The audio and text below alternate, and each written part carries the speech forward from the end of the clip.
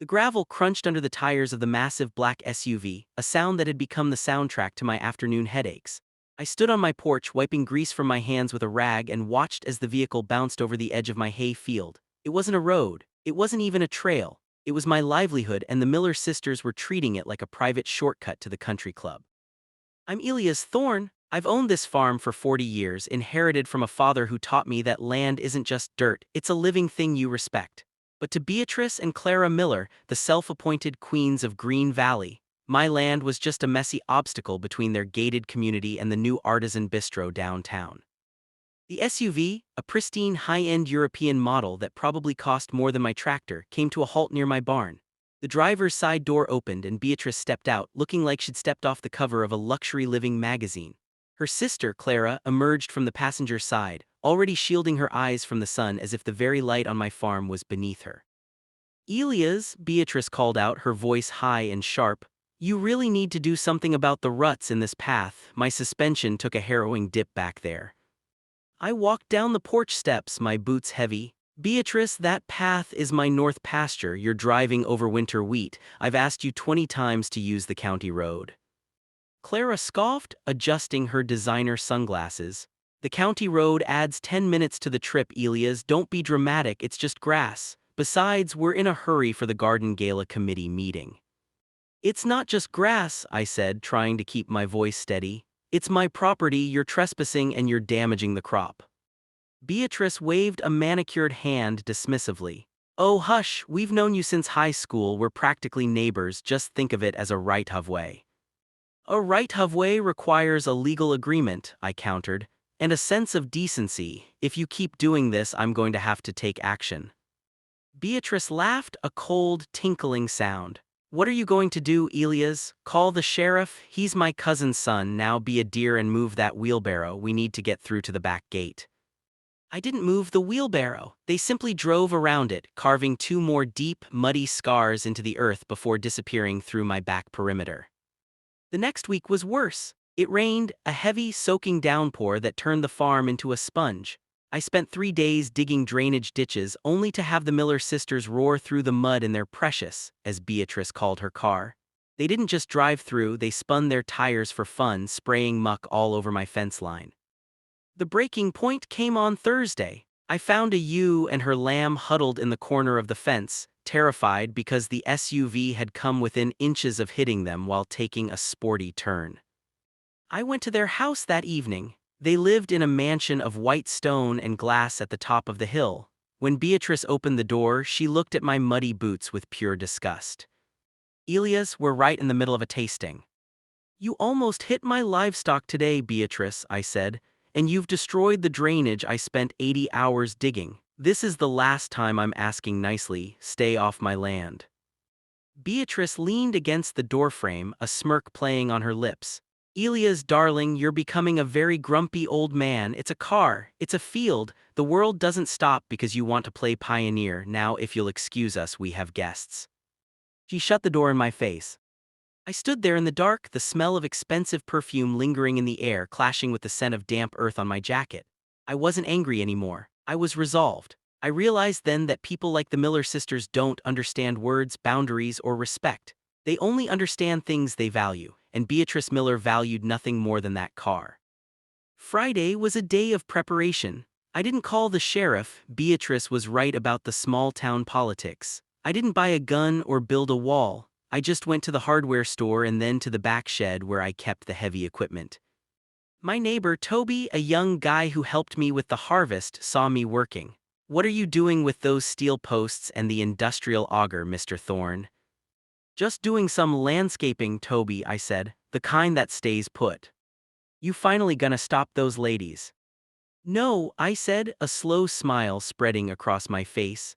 "I'm going to let them choose their own path. I'm just going to make sure the path is clearly defined."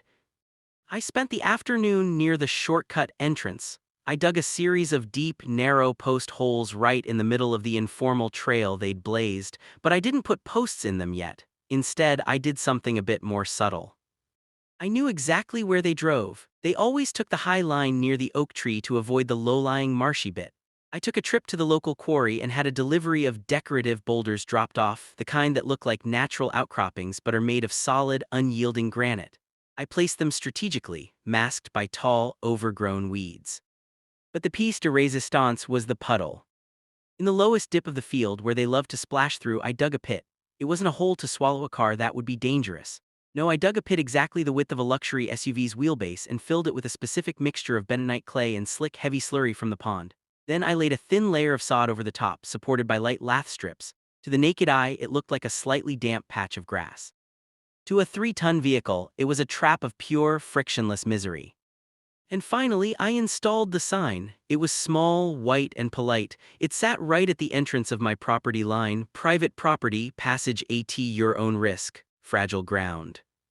Saturday morning was bright and clear. The Miller sisters were scheduled for their weekly spa and spritz day at the resort on the other side of my valley. I sat on my porch with a thermos of coffee, waiting. At 10:15 a.m., the familiar roar of a high-performance engine echoed from the ridge. The black SUV appeared, gleaming in the sunlight. Beatrice was at the wheel, her oversized sunglasses reflecting the sky. I saw her pause for a split second at the sign. She didn't stop, she actually accelerated as if the sign were a personal challenge. "Here we go," I whispered. They hit the first section of the field. The SUV bounced. Usually they would swerve left to avoid the bumps, but I had placed a large, jagged decorative rock right in that swerve path, partially hidden by Queen Anne's lace. Gria crunch. The sound of expensive plastic trim meeting granite echoed across the quiet valley. I saw the SUV jerk. Beatrice didn't stop, though. In her mind, stopping meant admitting defeat. She pushed forward, her tires spinning as she tried to power through the rougher terrain I'd neglected to smooth out. Then came the dip. Beatrice saw the green, flat patch of sod and, thinking it was the smoothest part of the field, steered right into the center of it. The SUV didn't just drive over it. The moment the front tires hit the concealed slurry, the lath snapped. The front end of the Precious dropped 18 inches into the muck. The sound was a dull thwack, followed by the high-pitched whine of a turbocharged engine suddenly finding zero traction. I stood up and started walking down the hill, taking my time. By the time I got there, the SUV was buried up to its axles. Beatrice was floored, the wheels spinning at 100 miles an hour, sending geysers of thick, gray-black bentonite clay into the air. The mud wasn't just on the tires, it was coating the hood, the windshield, and since Clara had panicked and opened her window, the interior of the cream-colored leather cabin. "Elias," Beatrice screamed, her head popping out of the window. She looked like a drowned cat, her expensive hair matted with pond scum. "Elias, get your tractor, my car, it's sinking." I stopped about 10 feet away, crossing my arms. "Morning, ladies, nice day for a drive." "Don't you morning us?" Clara shrieked from the passenger side, clutching a mud-stained designer bag. "Look at this, my outfit is ruined, this car is a custom edition, get us out of here this instant." I looked at the SUV. The front bumper was cracked from the rock, the undercarriage was resting firmly on the frame, and the wheels were spinning uselessly in the clay. The more Beatrice tried to gun it, the deeper the suction of the bentonite pulled the vehicle down. "I don't know," I said, scratching my chin. "The sign said fragile ground, I warned you." "You did this on purpose," Beatrice yelled, hitting the steering wheel. "I'll sue you, I'll have you off this land by Monday." "On what grounds?" I asked calmly. "For digging a hole on my own farm, for placing a rock in my own pasture. You're the ones who bypassed a locked gate and a warning sign to trespass on private property. If anything, I should be calling the insurance companies to report the damage you've done to my sod." Beatrice's face went from red to a ghostly pale. She looked at her car, her Precious. The engine was making a worrying ticking sound, likely from the mud clogging the intakes. "Please," she whimpered, her bravado finally cracking. "Just pull us out, I'll pay you." "I don't want your money, Beatrice," I said. "I want my peace, and I want you to understand that my farm isn't your playground." "We won't come back, I swear," Clara cried. "Just get us out of this filth." I sighed, looking at my watch. "Well, I suppose I could get the old John Deere, but it's an old tractor, it struggles with heavy loads, it might take a while to rig up the chains, and since this is a recovery and not a tow, my rates are a bit unusual." "Anything, just do it," Beatrice pleaded. I hooked them up. I was intentionally slow, making sure they had plenty of time to sit in the sweltering heat of the cabin, smelling the stagnant pond mud that was now baked onto their engine block. When I finally pulled them out, the sound of the suction releasing was like a giant's boots stepping out of a swamp. The SUV emerged looking like a swamp monster. The Precious was no longer black and gleaming, it was a dull, crusty gray.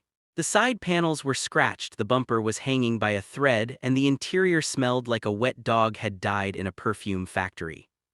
I unhooked the chains and stood back. "The gate is that way," I pointed toward the main road, the long way. "And Beatrice, if I see a single tire track on this field ever again, I won't use the tractor next time, I'll just let the earth keep what it caught." Beatrice didn't say a word. She gingerly got back into her ruined car, her silk dress stained and heavy, and crawled at 5 miles per hour toward the road. She didn't look back.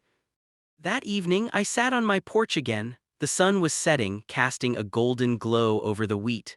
The pit was still there, but I'd be filling it in tomorrow properly this time. I checked my phone. There was a local community post already circulating. Someone had snapped a photo of the Miller sisters' car being towed through town by a muddy tractor, looking like it had been through a war zone. The Queens of Green Valley were the laughingstock of the county. They never came back. They took the long way around every single time, even when they were late, even when it rained. They learned that while they might own the hill, they didn't own the valley. My farm was quiet again. The sheep were grazing peacefully near the fence, and the winter wheat was starting to stand tall. I took a sip of my coffee, feeling the cool evening air. I had spent years trying to be the good neighbor to people who didn't care. In the end, I didn't need to be mean, I just needed to be firm. The Miller sisters wouldn't stop driving through my farm on their own, so I made sure their precious car paid the price. And honestly, the price of a new transmission and a professional detailing was a small fee for the peace and quiet I finally enjoyed. I looked out at the field, the scars of the tires already beginning to heal under the moonlight. The land always wins in the end as long as you're willing to stand up for it.